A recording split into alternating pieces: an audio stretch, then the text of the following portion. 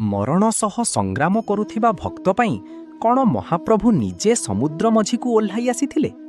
ପୁରୀର ଜଣେ ଗରିବ ନାଉରିଆ ଗୋବିନ୍ଦ ଦିନେ ଗଭୀର ସମୁଦ୍ରରେ ମାଛ ଧରୁଥିବା ବେଳେ ହଠାତ୍ ପ୍ରକୃତି ରୁଦ୍ର ରୂପ ଧାରଣ କଲା।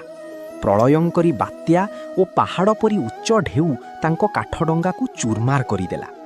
ଚାରିଆଡ଼େ କେବଳ ମୃତ୍ୟୁର ଅନ୍ଧାର।